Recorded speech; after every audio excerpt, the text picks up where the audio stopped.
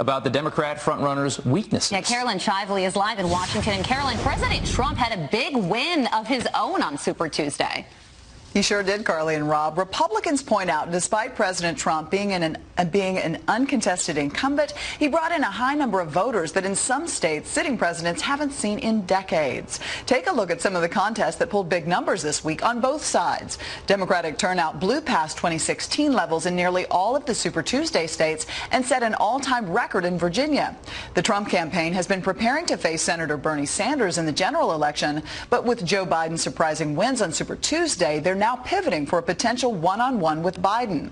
Last night, President Trump spoke with Sean Hannity about Biden and his own high voter turnout in Texas, where more than 1 million Republicans voted early. Those numbers, I have not read them in any media. I don't read those numbers because they don't tell us those numbers. But the people get it. People are genius. The people are brilliant in so many ways. They get it. But right before Super Tuesday, Biden got a bump from dropouts Pete Buttigieg and Senator Amy Klobuchar endorsing him, then Mike Bloomberg yesterday. Now Democrats are waiting for an announcement from Senator Elizabeth Warren about whether she'll get out, and if she does, will she support Biden or Senator Bernie Sanders? Her decision could make a big difference in these states that go to the polls in March, starting with 6 states who vote next Tuesday. Now it's on to Michigan, Mississippi, Missouri, Idaho, North Dakota, Washington State. And we're going to take this fight all across America to rebuild the middle class, to give people an opportunity that's been denied them of late with this president. The turnout on both sides could be an indicator of enthusiasm come November in a potential Trump-Biden matchup, if Biden continues his role and can fight off Sanders, who says he's not going anywhere. Rob and Carly, back to you. We're going to talk about the path to get to that number 1991 coming up later in the show. Caroline, thanks so much. Now to a Fox News alert. Right now, a cruise ship heading back to the United States as we learn thousands of passengers may have been exposed to coronavirus. The CDC will test passengers once the Grand Princess docks in San Francisco today. Now, a man who sailed on the ship last month died from the coronavirus. Dozens of people from his trip are on the ship right now. That man is the first person to die from the coronavirus in California. Governor Gavin Newsom now declaring a state of emergency. A man was diagnosed with coronavirus after boarding a different cruise ship in Asia, the Princess Diamond. Carl Goldman speaking to Fox News while he was quarantined in Nebraska. Today I'm feeling fine. Unfortunately, I'm still testing positive, and so I'm going to be stuck here for a while longer. He seems to be in good spirits. Seems like he's going to be okay, yeah. Goldman must test negative for the virus 3 days in a row before he can be released. And overnight, New Jersey announcing its first coronavirus case as the House passes a massive bill to combat the outbreak. Aisha Husney joins us live with more as the president accuses Democrats of politicizing this deadly virus. Aisha. Yeah, good morning, guys. So President Trump says even if there was a cure to this coronavirus tomorrow, the Dems would still say he did a terrible job. But he told Sean Hannity last night he thinks he's made all the right decisions. I closed the borders to China, and that's why we have a very small number of people that we have to really worry about. And, you know, a lot of things have happened that have been very fortunate, but I closed the borders against the advice of a lot of people, and it turned out to be a very wise decision. Well, D.C. is mobilizing. Yesterday, the House passed an $8.3 billion spending bill aimed at curbing the illness, which has now spiked to 94,000 people worldwide. Meanwhile, cases across the country continue to grow. New Jersey confirming its first positive test. And in New York, 11 cases now. One patient spread it to his entire family, and then his neighbor and a friend who then spread it to his family. But by far, Washington State, wow, have you seen this, has been hit the hardest when it comes to deaths, with 10 total there. King County officials are now urging all 2.2 million residents to work from home. 22,000 students and anyone over the age of 60 also told to stay put at home. Officials are even warning primary voters there not to lick those ballots.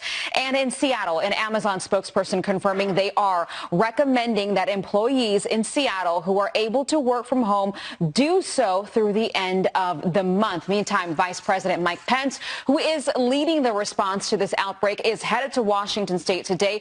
He's going to be meeting with Governor Jay Inslee and then give us all an update later on this evening. Guys, back to you. All right. Thanks, Aisha. We got a chance to get some good answers coming up here. This hour, U.S. Surgeon General Dr. Jerome Adams will join us live to discuss the steps that the United States has taken to curb coronavirus here at home. Stay tuned for that. Yeah. All right, meantime, several people are missing days after the deadly tornadoes in Tennessee. Today, search teams will look for those victims. We now know one twister in Putnam County had 175-mile-per-hour winds. A neighbor is thanking God for keeping her safe. The tree came right to the window and down here, and it would have speared me. I praise God that he got me out here in time. Yeah. At least 24 people were killed in the Tennessee tornadoes, including this couple and their 2-year-old son. Show them. All right, new calls to censure Senate Minority Leader Chuck Schumer over remarks about the Supreme Court. The Democrat calling out conservative justices as the court hears a very controversial abortion case. I want to tell you, Gorsuch, I want to tell you, Kavanaugh, you have released the whirlwind and you will pay the price. There it is. In a rare statement, Chief Justice John Roberts supporting his colleagues, writing, threatening statements of this sort from the highest levels of government are not only inappropriate, they are dangerous. A former law clerk to Justice Gorsuch calls Schumer's remarks outrageous. It would be inappropriate for anyone to make these comments, let alone the #1 Democrat in the United States Senate, to go over to the Supreme Court and threaten by name Justice Gorsuch and Justice Kavanaugh for how they may rule on future cases. Yeah. Missouri Senator Josh Hawley plans to introduce a motion to censure Schumer, who says he was just talking about politicians and paying a political price. The Louisiana law surrounding this controversy would require doctors who perform abortions to also have admitting privileges at nearby hospitals. And a decision on this is expected perhaps in June. All right, a judge in the college admission scandal accuses the University of California of favoring wealthy and influential students. That judge is overseeing actress Lori Loughlin's case. According to TMZ, they're ordering USC to hand over unredacted emails and documents. Loughlin and her husband Massimo Giannulli say they were unaware that the money did not go towards donations, but rather personal bribes to get their kids into USC. Explain those pictures then on the rowing machine. All right, 9 minutes after the hour. An Iranian-backed terror group getting help from a very unlikely source. The top secret information that a Defense Department worker allegedly handed over to Hezbollah. And a $500 million faceplant by Mike Bloomberg. Cash couldn't catapult the billionaire to the White House, but our next guest thinks Bloomberg's billions could help Biden if it doesn't drive a wedge within the Democratic Party first.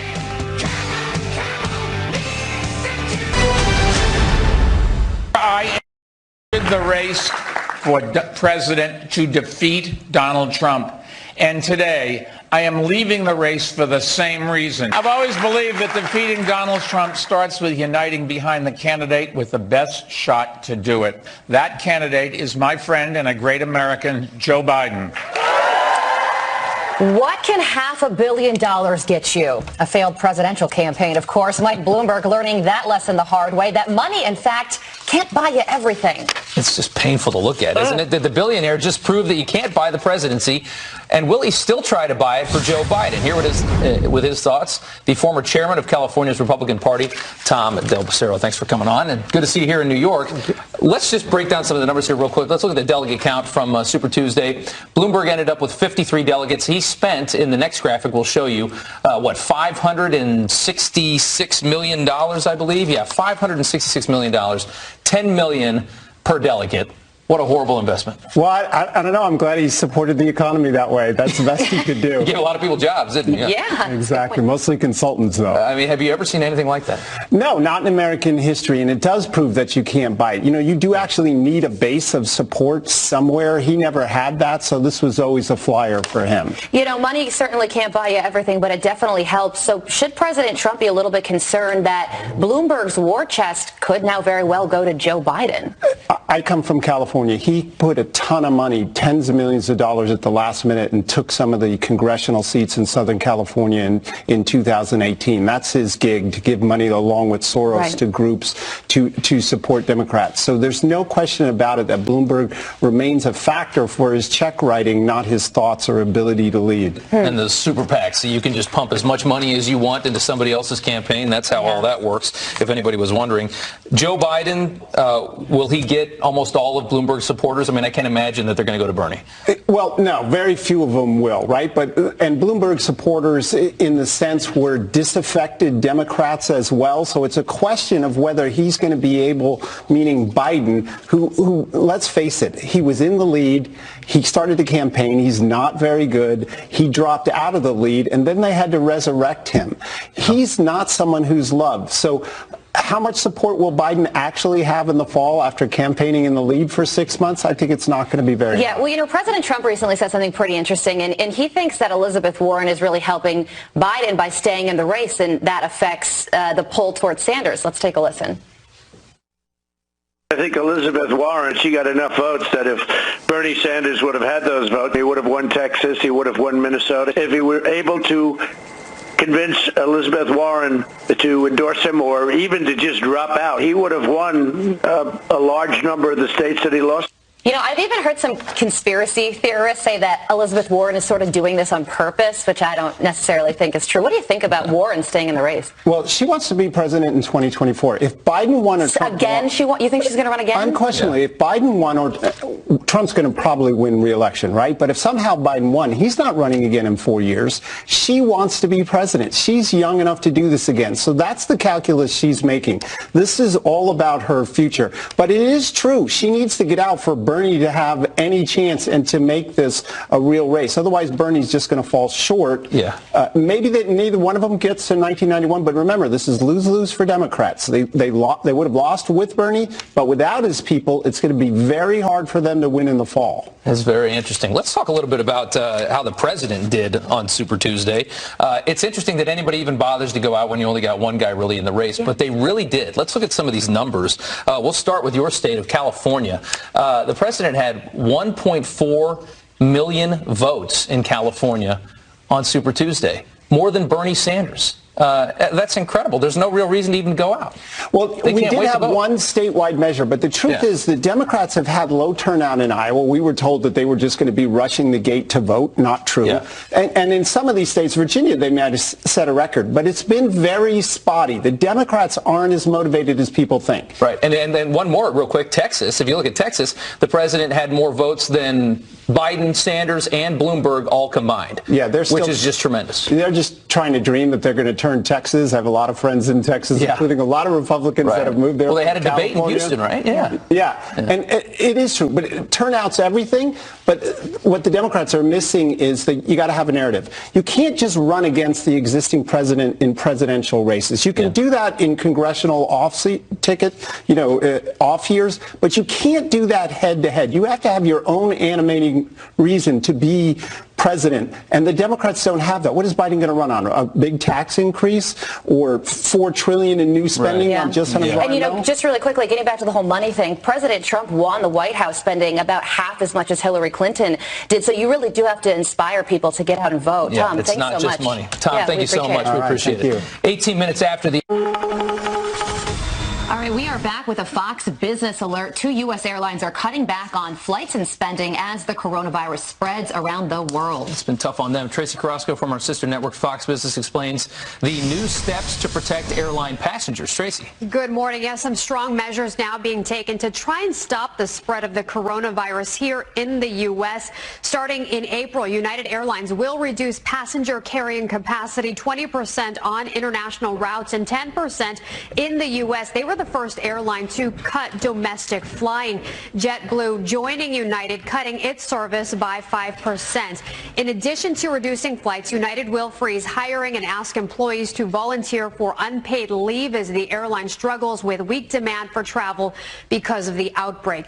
United announcing the cut shortly after several airline CEOs met at the White House with President Trump and Vice President Pence on Wednesday to discuss precautions to combat the outbreak, including cleaning procedures. I think all of us have made a lot of changes to our cleaning procedures, changes to our onboard procedures, to gloves, sanitation, the service that our flight attendants are providing our customers, and we're trying to do everything we can to help everyone contain the virus and contain the spread of it. That was the CEO of Alaska Airlines. And while the president says large portions of the world are very safe to fly to, his administration is asking the airlines help in tracing travelers who might have come in contact with travelers infected with the coronavirus. Back to you guys. This is another reason to not want to go to the airport. It really Tracy, is. Thank you so much. Thanks. All right, while the Trump administration takes steps to keep Americans safe from coronavirus, Democrats are continuing to criticize and the president says politicize this deadly disease. Yeah, well, the U.S. Surgeon General Dr. Jerome Adams joins us live now to discuss. Hey, good morning, doctor. How are you? Good morning, Rob and Carly. And hey, that was a great story about Anthony and that flag. It got me really feeling good this morning. Yeah, it's a good one. Absolutely. Unfortunately, we have to talk to you about something a little bit more serious. And the coronavirus has really become sort of a political issue as well. Take a listen to something the president said yesterday.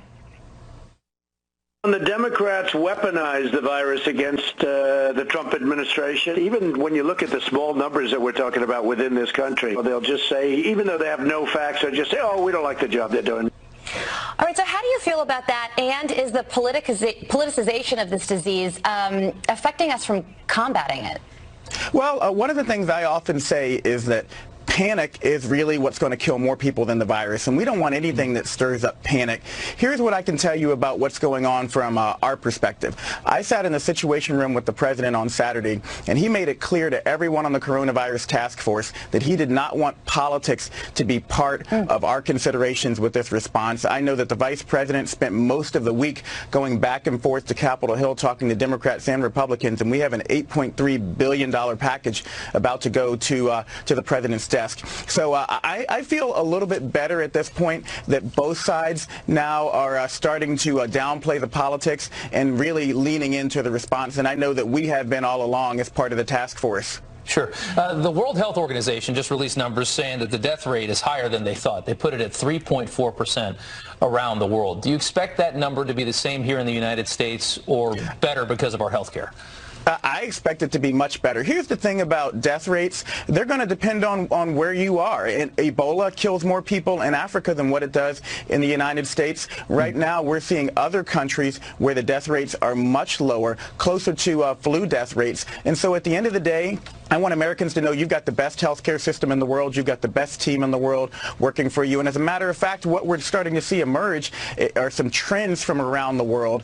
People who are sick, people who are older, people who are immunocompromised are at more risk, just as they would be for a flu or a cold. But sure. we saw great statistics from other places around the country where in Korea, where no one under 30 died of the virus. Very few young people are getting it. Americans, I think, are going to be okay by the time this is all said and done if they do the things to protect themselves. Yeah, and you know, an Amazon worker in Seattle did just test positive for the disease, and the company is now telling employees to stay home. But there has been some fears automatically that because that guy worked for Amazon, could the disease be transmitted through the mail? So what do you think about that?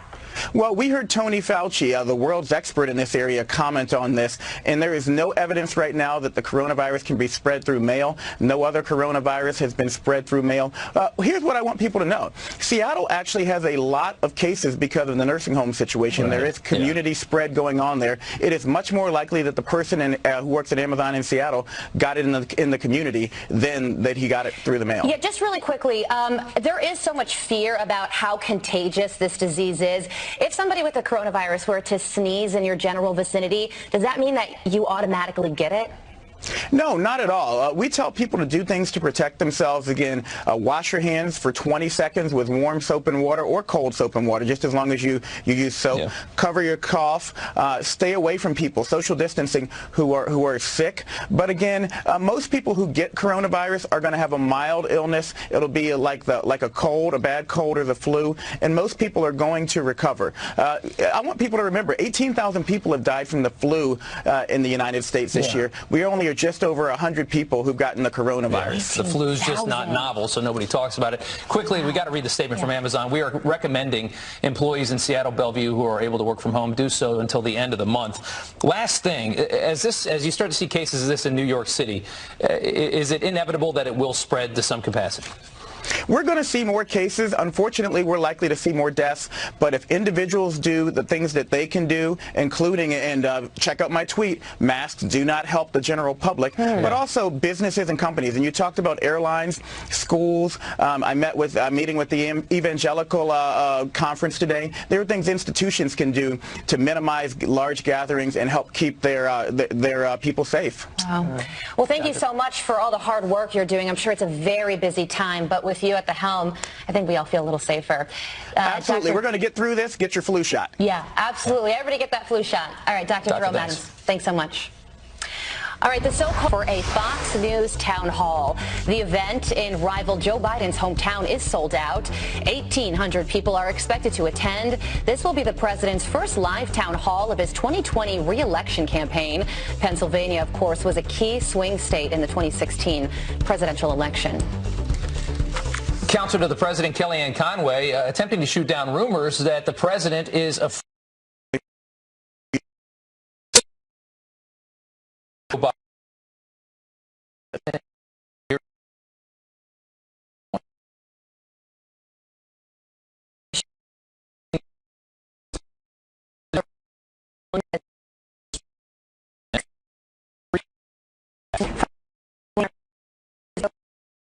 ago that it doesn't matter who he runs against because they have to run against the Trump economy, the Trump record on national security and terrorism, the Trump record on nearly 200 federal judges confirmed to the courts, the Trump record on these trade deals. This nonsense that President Trump wouldn't want to face Joe Biden in the Rust Belt states that were decimated by the Obama-Biden policies on manufacturing, on trade, on the economy, that's all been roaring back because of the Trump-Pence agenda.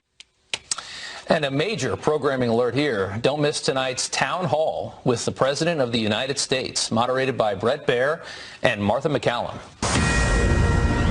All right, we're back with a Fox News alert. Several people missing days after those deadly tornadoes struck Tennessee. The search for the remaining victims is now intensifying. Lauren Blanchard is live in Cookeville, an area devastated by the tornado. Lauren. Good morning, Rob. Carly, this is just absolutely devastated where we are. We are in a neighborhood. Let me show you what is left of these homes. You really can't tell that this was at one point a beautiful neighborhood, just piles and piles of debris, wood, insulation. There's only foundations, ruined cars.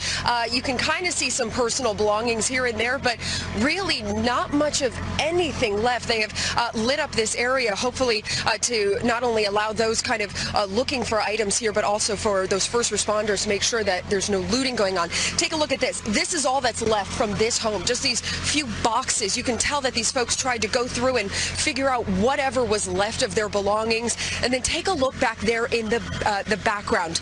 That's it. That's all that's left. Just wood, piles of debris. Absolutely heartbreaking. You can see damaged cars, trees just ripped to shreds. Let's take a moment now to remember some of the victims of this county. There were 18 lives lost overall in central Tennessee, 24 people dead.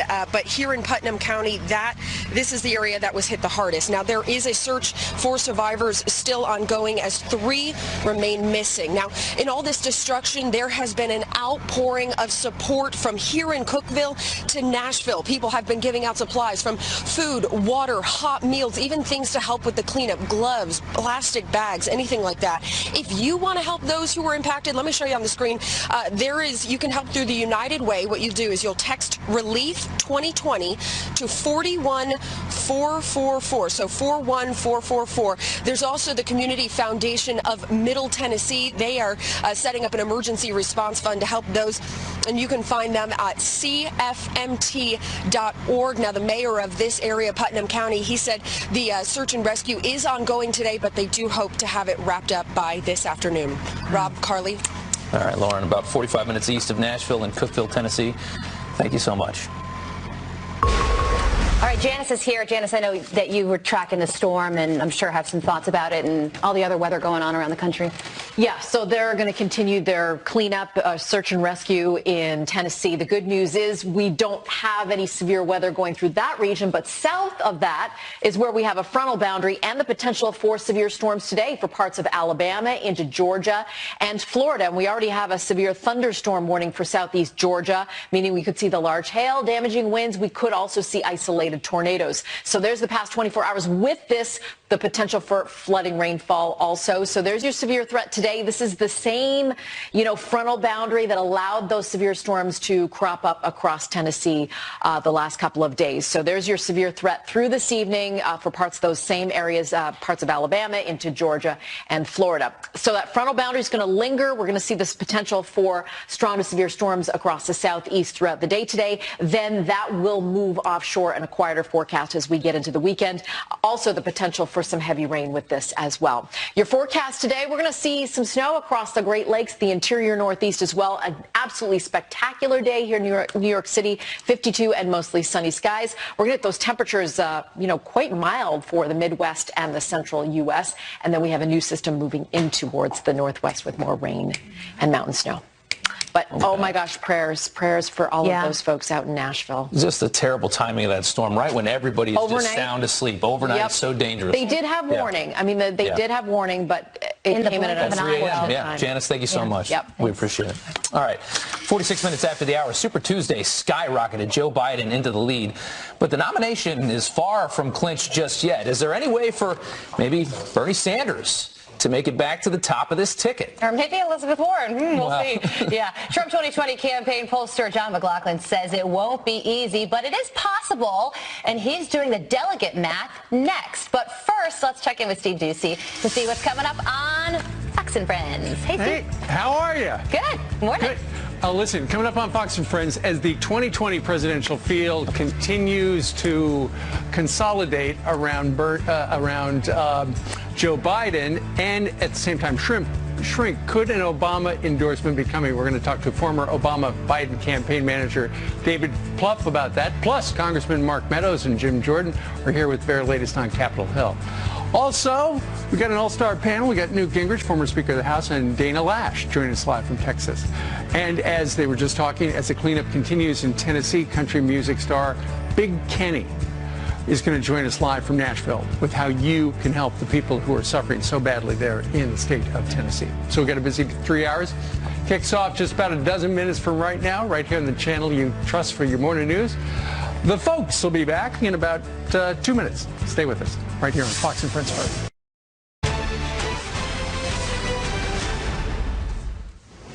Okay, welcome back. Joe Biden dominating on Super Tuesday in an unexpected performance. He got, I think, 10 out of the 14 of the states there. The former vice president, the proud new owner of 566 Democratic delegates. But does he have the numbers to secure the nomination, or will Bernie Sanders find a way to pull through? That's the big question. Here with the must-win contest, Trump 2020 campaign pollster, John McLaughlin. Thanks so much for coming on, John. We appreciate it. We're looking at, some of these biggest states here that we still have to come. And some of these are coming up pretty soon, in maybe the next week or two. Some of them are pretty far off. But as we look at some of these numbers, you can see which ones we're talking about. A lot in Northeast. Look at New York, 274, Pennsylvania, 186, Florida, 219.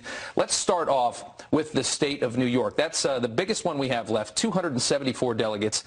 Right now, Biden projected to win. Oh, it's way too early. But you say it's too early. This is the end of April. Yeah, a couple days ago, you would have picked Bloomberg for this state. Right, yeah. So he's gone. Yeah. So it's much more volatile than you think, because you look at it, March Madness on the Democrat side, where you got a big government socialist facing off against a big government liberal who can't remember a lot of his positions. So this is going to be, plus there's a lot of questions to answer about, Biden's going to get some tough questions for a change. Right. So, they've been hammering Bernie for a while now. Now it's going to be, Biden's going to be under the microscope by the press. He wins South Carolina. They don't even mention Hunter Biden in all his interviews. Right. How could you not? I know. So it's like, there is a lot to talk about there. Florida is coming up much sooner, in less than 2 weeks, March 17th. This is a big prize. Biden right now, should Biden take Florida? Florida seems a little bit more moderate, more conservative. Well, again, they're predicting Biden right now, because I tell you what, Bernie, he did himself no good. I mean, the thing about Bernie is he collapsed really early because he was defending Fidel Castro. So Fidel Castro is not in South Florida. That's a stupid move. That's a really bad move. Yeah. So a lot of Cuban Cuban Americans. Right now, that looks like for him. But Absolutely. that's March 17th. So yeah, that's coming up pretty soon. This, again, another late one. This is the same day as New York, April 28th. Pennsylvania, a big one, 186. I would think Biden's going to carry that. He's from Scranton, right? Originally. But on the other hand, he's pledged, he's signed on to all these liberal positions to end fracking, to end coal. I mean, west of Pennsylvania, they got, they're going to. But you got to pick somebody. Sanders wants to end those things too. Right. But it's not a good choice for them. Again, it's going to. By the way, it's good bet Trump's going to win that. Probably, and that's probably true. We'll see how that turns out. March 17th again, Illinois 155. You've got Biden. I'm going to speed through some of these. Ohio 136 is projected to go to Sanders. The big question, I think, is as we get to New Jersey and then to Michigan, somebody has to win decisively in order to get over 1991, right? I mean, if they're tight on all of these, we could have the contested convention, right? And I tell you what, it's a long way to go still. Like New Jersey's the end of, it's June. It's the beginning of June. So if it goes that far, which it could, because Biden only has maybe a third of what he needs to get, doesn't even have a third. So there's a lot to go. There's a war of attrition. It's March Madness, and I can hardly wait till they debate, because I'll tell you, the big winner's going to be continue to be President So the message Trump. is it could be contested. Now, there was an article that talked about Michigan. Bernie stole Michigan from Hillary in 2016. It was a big moment for him. It's looking a lot tighter this year. If Biden wins Michigan, is it over for Sanders? Well, no, it's not over. But the Democrat establishment is all behind him. But I tell you what, in Michigan, Biden supported all the trade deals that cost them the jobs. That Donald Trump has fought against, whether it was Canada. And that's or how Trump got all those Rust Belt states, right? So Bernie needs to go on the offense like he did Tuesday night, where he went after corporate greed. He went after Biden for voting for the war in Iraq, for the trade deals. He needs to go back to that message. Hillary. Yes, he needs to. He should mistake that to have done it before Tuesday. And we'll see. You think chances of a contested convention? You don't know. No, I don't. I think one or the other will win. We'll see. All right. One or the other. John, thanks so much. We're late. We got to go. We'll be right back.